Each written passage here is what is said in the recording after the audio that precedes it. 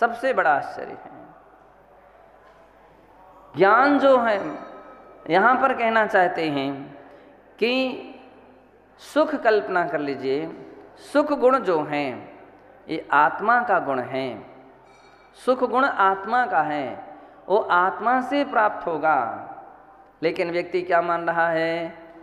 सुख भोजन से मिल जाएगा, सुख पानी से मिल जाएगा, सुख हम पंखा की हवा से, एसी और कूलर से मिलेगा, सुख और कोई लौकिक पदार्थों से मिलेगा।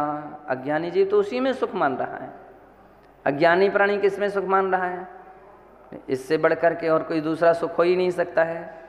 अच्छे से अच्छा महल होना चाहिए, अच्छे से अच्छा मकान होना चाहिए, दिन रात उसी की खोज में, उसी की चेष्टा में उसका ध्यान है। सुविधा अच्छी से अच्छी होना चाहिए, भोजन पानी अच्छे से अच्छा मिलना चाहिए, पहनने और ओढ़ने के कपड़े अच्छे से अच्छे मिलने, इससे बढ़कर के क्या सुख है? खूब धन दौलत मिलते रहना चाहिए, यह सुख है। कौन मान रहा है? अज्ञानी जीव। अज्ञानी जीव इसी में सुख मान रहा है। वो यही सोच रहा कि यही सुख है, यही शांति है, यही आनंद है। लेकिन अपने आचार्य महाराज कह रहे हैं कि सबसे बड़ी भूल है, सबसे बड़ी भ्रांति है कि इन जड़ पदार्थों में तुम सुख मान रहे हो, जिसमें जिसका स्वभाव ही नहीं सुख है। सुख बतलाओ, चेतन है कि अचेतन? बतलाओ, सुख क्या है? सुख गुण चेतन है कि अचेतन? चेतना का गुण है, आत्मा का गुण है कि पुद्गल का है? किसका गुण है?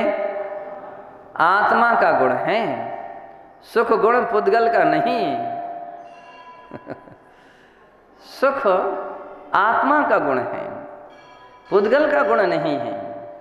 अगर पुद्गल का गुण मान लें तो सुख किसको होना चाहिए? पुद्गल में होना चाहिए।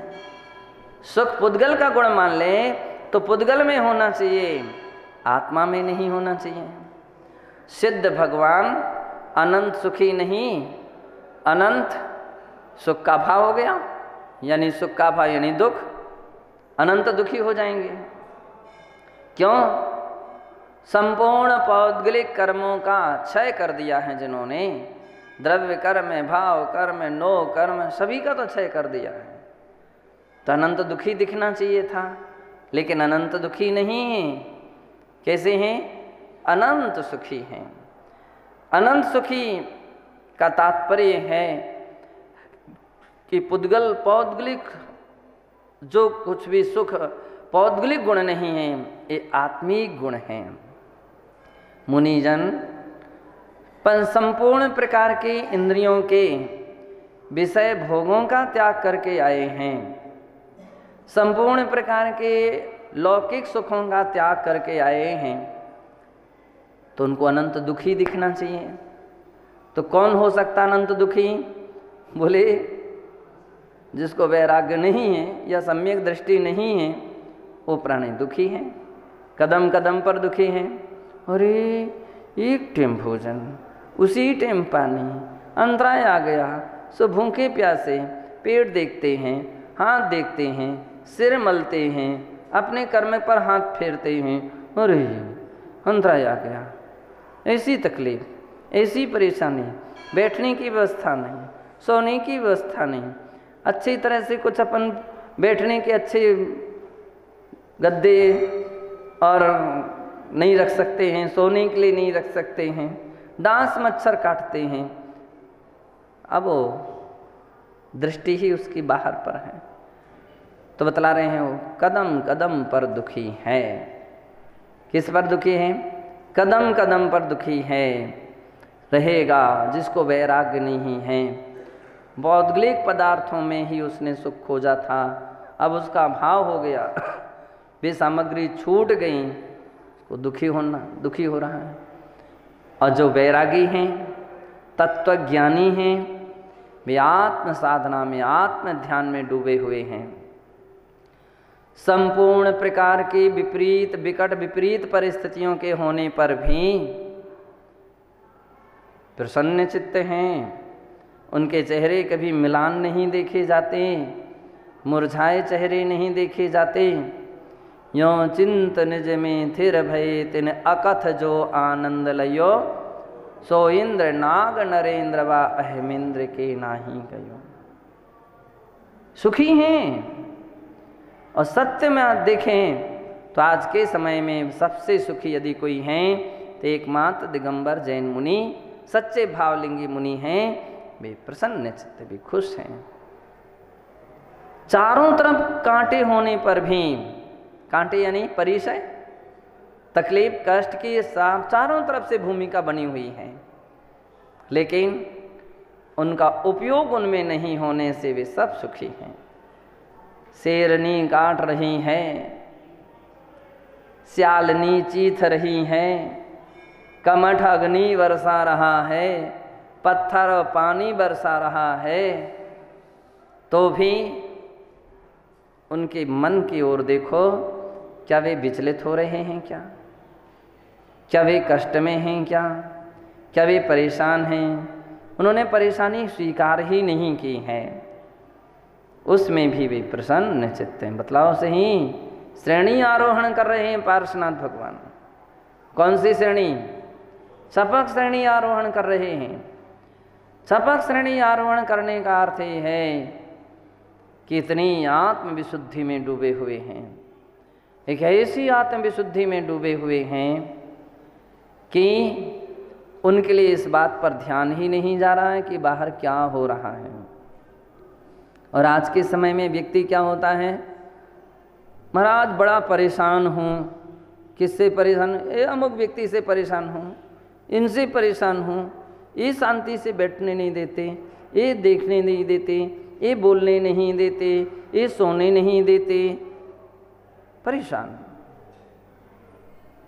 ये मुझे परेशान करते हैं, ये मुझे तकलीफ़ देते हैं। अब आप गिनाते चले जाइए। आपकी अगर बाहर में दृष्टि है तो आपकी गिनती तो हर कदम कदम पर आपके लिए दुख ही दुख नजर आ रहे हैं। कब तक नजर आ रहे हैं? जब तक कि हमारी दृष्टि बाहर की ओर है। पारसनाथ भगवान से पूछिए कि आपको दुख एहसास हो रहा है क्या? भगवान कहते कहाँ का दुख? यहाँ तो आत्मिक सुख का संवेदन चल रहा है, सुख का झरना झर रहा है, असीम सुख का झरना झर रहा है।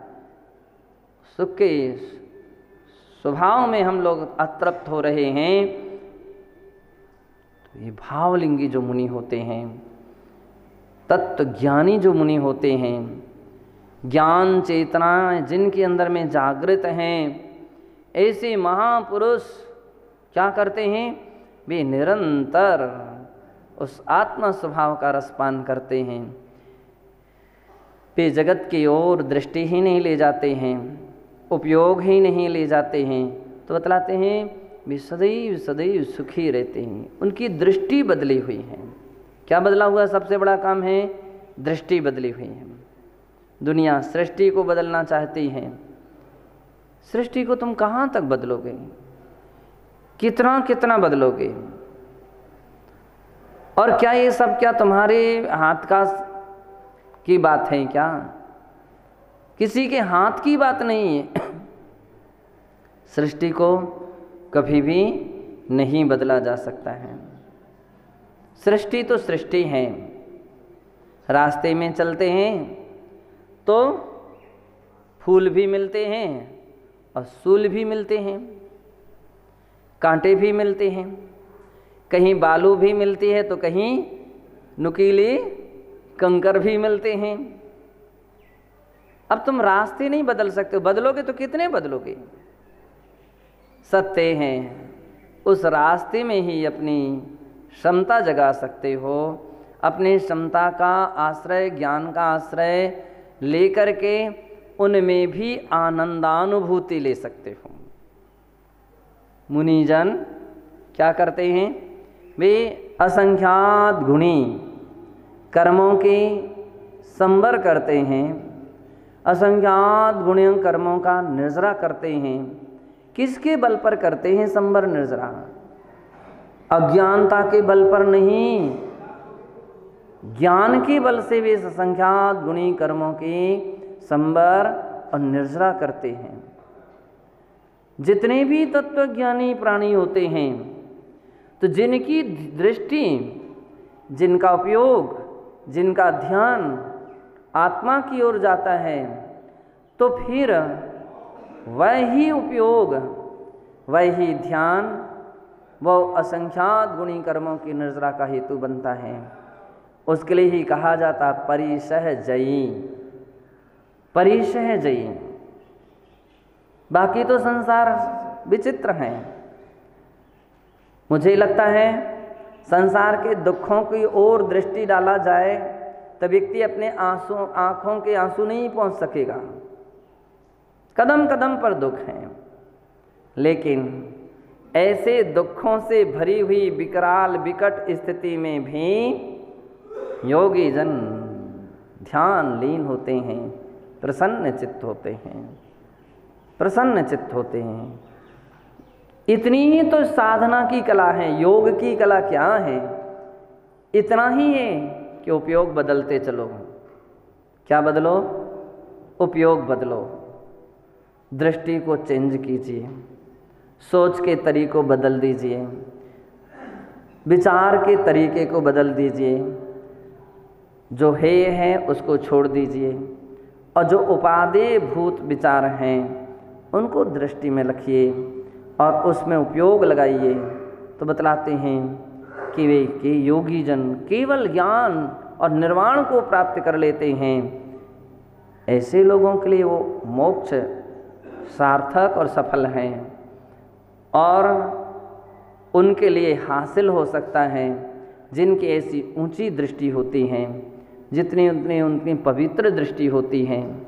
लेकिन जिनकी दृष्टि केवल बाह्य जगत पर ही बनी रहती हैं, तो वे निरंतर परेशान रहते हैं, परिणाम संक्लेशित रहते हैं।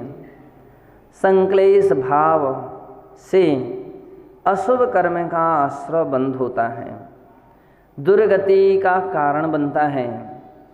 6 ढाला में अपन ने कुछ पंक्तियाँ पढ़ी।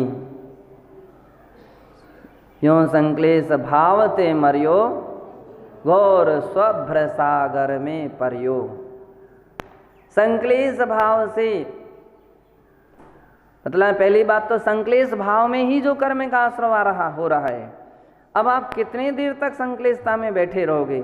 इसने मुझे ऐसा कह दिया, इसने ऐसा मुझे बोल दिया, इसने मुझे ऐसा धक्का दे दिया, इसने मेरा ध्यान नहीं दिया, इसने मुझे कष्ट दिया, इसने मुझे गाली दी, इसने मुझे तकलीफ दी, इसने मुझे पीड़ा दी, इसने मेरा विनय नहीं किया, इसने मेरे लिए नमस्कार नहीं किया, इसने मेरी भक्ति नहीं की। आप क्या करते रहोगे बैठे बैठे इन सब बातों को ध्यान में लिख करके? केवल परिणाम संक्लेशित कर सकते हो। नहीं किया किसी ने तुम्हारा विनय सम्मान आदर, तो तुम जबरदस्ती किसी के सिर पकड़ करके चरणों में नहीं रख सकते हो, और रख भी दोगे तो एक बार सिर तो रख सकते हो, उसके अंतर मन को झुका सकते हो क्या? बोले इस बातों पर ध्यान ही क्यों ले जा रहे हो? इसने मुझे गाली दे दी, अब शब्द बोल दिए, मेरा अनादर कर दिया। ज्ञानी जीव सोचता है कि मेरा क्या किया, कुछ तो नहीं किया, जैसा मैं पहले था वैसा ही होना। कोई भी कलर में अंतर आ गया हो, कोई भी रूप रंग में अंतर आ गया हो, कोई भी मेरे स्वभाव में कहीं अंतर आ गया हो, कहीं अंतर कुछ भी नहीं दिख रहा है। केवल अंतर आता है तो व्यक्ति की मन की और मानसिकता की पॉइंटों से अंतर आता है। उसका मन गंदा है, पकड़ करके बैठे हुए उन सारी बातों को, और परिणाम संक्लेशित करते रहते हैं और कर्म का आश्रय बंद करते रहते। बोले अज्ञानी प्राणी हर क्षण कर्म का आश्रय बंद ही करता रहता है। संबर नहीं होता उसके जीवन में, निर्जरा नहीं होती उसके जीवन में, यानी मोक्ष मार्ग में साधनभूत जो अविपाक निर्जरा है वह नहीं होती है। किसके जीवन में? मिथ्या दृष्टि जीव के अंदर में सच्चा मोक्ष मार्ग में प्रयोजनभूत संवर और निर्जरा नहीं होती है, केवल आश्रय बंध। क्यों? वह इन्हीं बाह्य जगत में ही घूमता रहता है। और ज्ञानी जीव प्रतिक्षण संवर और निर्जरा करता रहता है। वही वस्तु, वही व्यक्ति, वही बात, वही शब्द, वही व्यवहार अज्ञानी के लिए आश्रय बंध का कारण है और ज्ञानी के लिए क्या है? संवर निर्जरा का कारण है। अब कहो कि कैसे हो रहा है? ये कैसे हो रहा है? तो व्यक्ति की अपनी अपनी उपयोग की धारा के कारण से हो रहा है। अज्ञानी की उपयोग धारा अलग दिशा में जा रही है, ज्ञानी की उपयोग की धारा अलग दिशा में जा रही है। अज्ञानी बाहर की ओर दृष्टि रखे हुए तो राग द्वेष मोह के द्वारा परिणाम संश्लेषित किए हुए हैं। ज्ञानी जीव तत्व के चिंतन में उतरा हुआ है, इसलिए तत्व चिंतन के द्वारा उसने विशुद्ध भाव बना लिए हैं। परिणामों की निर्मलता के कारण वो संवर निर्जरा कर रहा है। उसका मोक्ष मार्ग की ओर सीढ़ी पर सीढ़ी कदम बढ़ते चले जा रहे हैं और ये सीढ़ी बाई सीढ़ी उतरता उतरता चला जा रहा है। ये उतरता चला जा रहा है, इतना बड़ा अंतर है। तो इसलिए आचार्य महाराज ये कहना चाहते हैं कि अहो मोहस्य महात्म्य। किसका महात्म्य है? कि मन्यद्यप्यत्र मृग्यते। बोले बड़ा आश्चर्य है, यह मोह की महिमा जानना चाहिए कि जहाँ अन्य कुछ फल देखा जाता, जो व्यक्ति केवल राग देश में बैठा हुआ है, केवल परिणाम की संक्लिष्टताओं में बैठा है, हर्ष विषाद में बैठा हुआ है, तो बोले किसका महात्म्य है? केवल मोह का महात्म्य है। किसका महात्म्य है? केवल मोह का। मोह एक पिता है या एक माँ है और उसकी 2 संतान हैं। कितनी संतान हैं? 2। कौन कौन सी? राग और द्वेष। ये मोह की संतान है। मोह की संतान राग द्वेष हैं। राग द्वेष कर्म का आश्रय और बंध कराता है। राग द्वेष द्वयी दीर्घा नेत्राकर्षण कर्मणा अज्ञाना सुचिरम जीवा संसाराब्धो भ्रमत्यसो।